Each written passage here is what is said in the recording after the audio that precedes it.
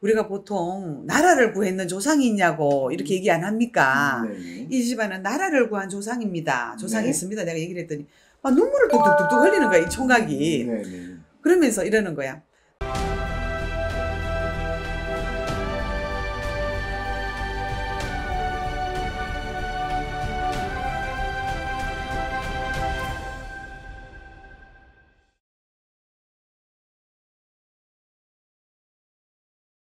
안녕하세요. 글문도사 세양여신당입니다. 네, 선생님, 안녕하세요. 네.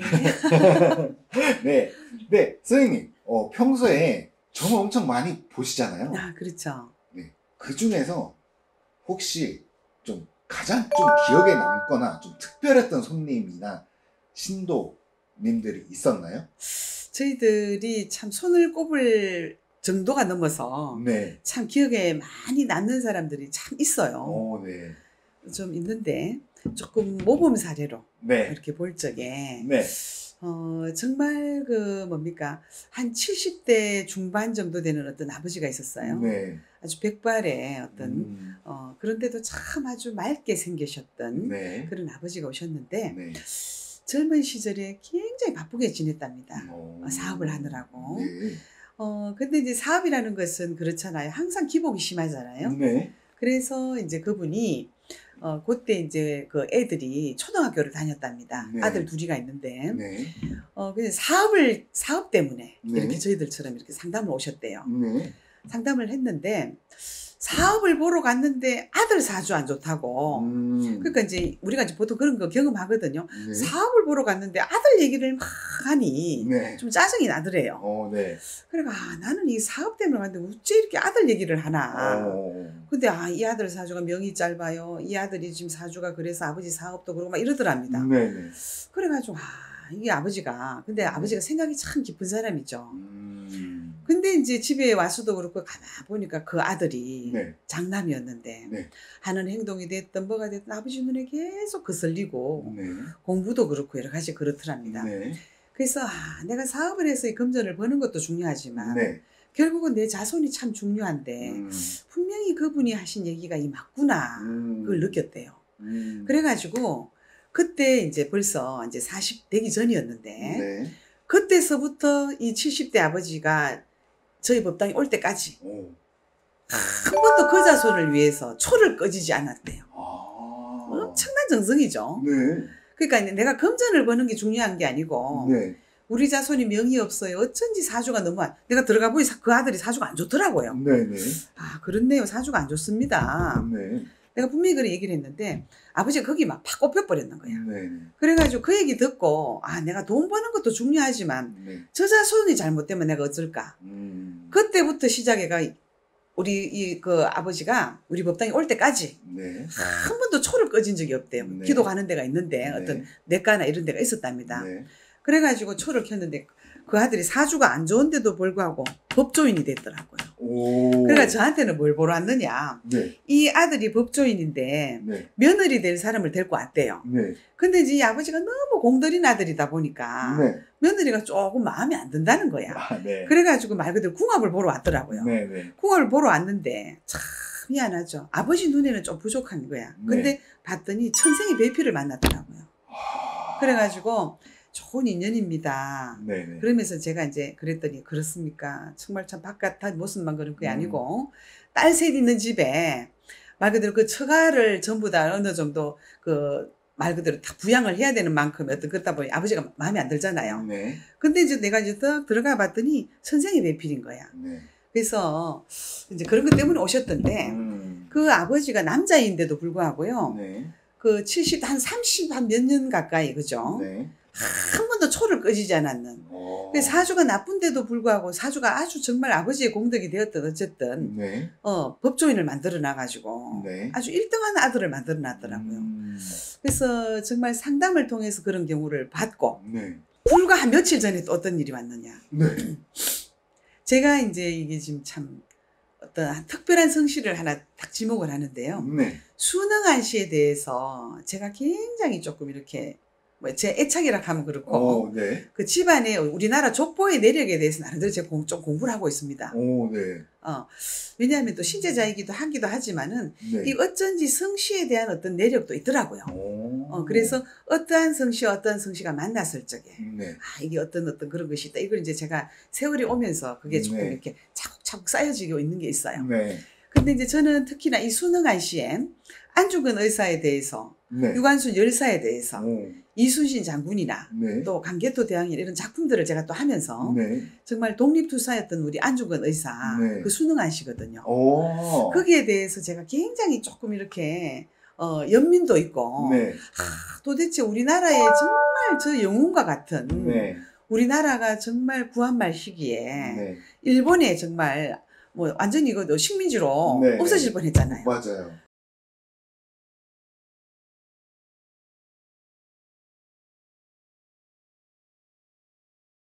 그랬을 적에 정말 혜성과 같이 저런 분이 나타나서 정말 나라를 구했지 않습니까? 네. 그래서 이 순응한 씨에 대해서 어떻게 상담을 오시게 되면 굉장히 제가 또 좀 뭐라 그러나 더 좀 그런 게 있어요. 근데 한 며칠 전이었습니다. 네네네. 근데 그 총각이 왔어요. 네.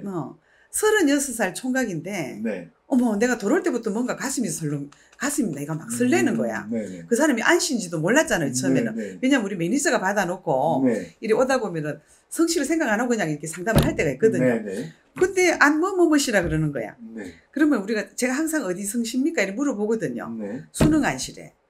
그래 내가 다시 한번 봤어요. 네. 보고 하니까 어머 모습도 그렇고 그러면서 이제 생긴 게 이렇게 뭐라 그러나 아주 좀 근엄하게 그래 생겼어요. 그래서 내가 이제 순응한 씨에 조금 집착을 하다 보니 그런 것도 있는데 네. 어머 들어갔더니 내가 그래서 이 생각을 했어. 안중근 의사도 이 사람과 같지 않았을까. 심성도 굉장히 밝고 네. 침착하고 네. 그런가 하면은 이렇게 뭐라 그러나요? 여러 가지 분별력이 되었던 이런 것이 굉장히 침착하더라고요. 네. 침착하면서 그 집에 외동아들이었습니다. 네. 외동아들이었는데 누가 일러주지 않아도 저절로 기도 공덕을 하는. 그 내가 더 매력적이지 않았겠어요. 네. 이 참 젊은 총각인데 네. 어찌 이런 걸 알아서 그랬었고 내가 이제 참 상담을 굉장히 진중하게 들어갔었어요. 네. 그래가지고는 이렇게 상담을 굉장히 참 그분도 이렇게 내가 상담을 들어가서 이제 얘기를 굉장히 진중하게 때 눈물도 뚝뚝뚝 흘리는 거야. 네. 젊은 총각인데. 네. 근데 이제 아버지 사주로 내가 들어갔더니 아버지 어깨 뒤로 내가 저승을 이래 보니 원이 많고 한이 많은 영가가 있네요.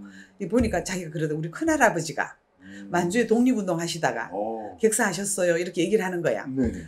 그분이 아버지 어깨에 이렇게 제가 저승을 보니 이렇게 있습니다. 근데 이제 집에 지금 재산은 그러니까 이제 이 할아버지가 큰할아버지가 만주 독립하시다 객사를 했는데 이 재산은 어떻게 할까?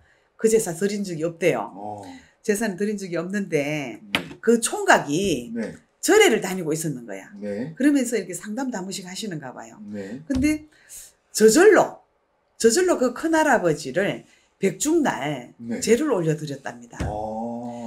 근데 백중날 절을 올려드렸는데 자기가 그 백중날 이제 제를 올려드리는데 자기가 또 가슴이 확 설레더래요. 네. 우리 큰할아버지가 내가 그랬거든. 이 순응한 씨는 말 그대로 우리가 보통 나라를 구했는 조상이 있냐고 이렇게 얘기 안 합니까? 네. 이 집안은 나라를 구한 조상입니다. 조상이 네. 있습니다. 내가 얘기를 했더니 눈물을 뚝뚝뚝뚝 흘리는 거야. 이 총각이. 네. 그러면서 이러는 거야. 내가 그 백중날 제를 올렸는데요. 생각지도 않았는데 네. 자기가 어떻게 하여튼 만나고 있는 아가씨가 있는 거예요. 네. 근데 아가씨도 참 사주가 괜찮아. 조상공덕이 있어요. 네. 있는데 그냥 슬쩍 그냥 막 금전이 많지도 않는데 그냥 아파트를 이랬더니 아파트가 당첨이 그대로 돼버리더랍니다. 와.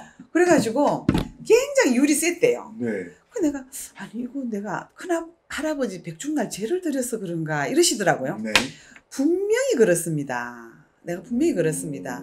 정말 밥 한 술 얻어먹지 못했던 원이 많고 한이 많은 큰할아버지께서 그 백중날 밥 한 술을 떠서 네. 누가 자기 이름을 불러서 그저 네. 아무나 차려주지 않는 그 제사밥을 이 정말 밑에 있는 손자가 네. 백중날 제를 올려드렸단 말이야. 그랬더니 며칠 있다가 그냥 아파트 당첨이 탁 하나 되더래요. 그래가지고 뭐 희한하다 그랬답니다. 네. 근데 내가 거기에 대해서 아주 상세히 설명을 해드렸거든요. 네. 그랬더니 이 총각이 눈물을 뚝뚝뚝뚝뚝 흘려요. 네네.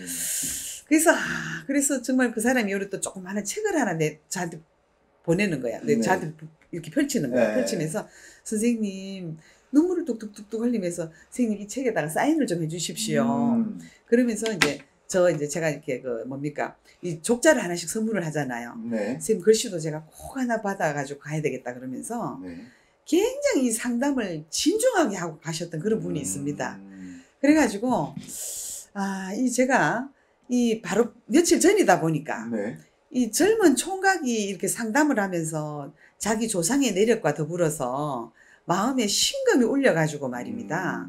이 자기가 이게 저절로 네. 뭐를 알아서가 아니고 아이고 우리 큰할아버지가 제사도 없는데 백중날 내가 조금 제를 드려야 되겠다 싶어가 했는데 바로 아파트 당첨이 되고 제가 해드린 건 아니에요. 네. 제가 해드린 거 아닌데 그 사람이 이제 얘기를 하고 네. 또 제가 수능안 씨에 대해서 굉장히 좀 뭔가 이렇게 조금 깊이 있게 좀 네. 생각을 하거든요. 네. 그거 좀 꼽혀 있습니다 제가. 네. 수능 안 쉬고 뭐 어디 안 쉬가 제가 물어봐요. 안 쉬가 오면은.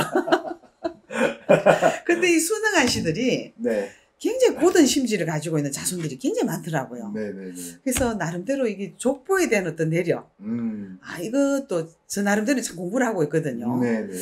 그래서 참 이렇게 참 진중한 상담을 하고 가시면서 저 나름대로 상담하면서 굉장히 기뻤고 네. 그분도 너무 참 가슴이 설레면서 네. 조상님의 어떤 공덕에 대해서 신중하게 상담을 하고 가셨던 그런 손님이 생각이 나네요. 네. 알겠습니다.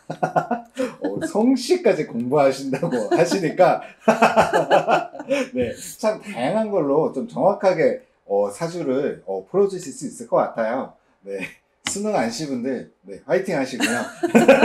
네, 본인의 좀 이런 식으로 본인의 운세나 좀 상담이 필요하신 분들은 왼쪽 상단에 선생님 번호로 연락 주시면 좋을 것 같습니다. 네, 구독 좋아요 많이 해주시고요. 오늘의 컨텐츠 여기까지 하겠습니다. 감사합니다. 네, 감사합니다.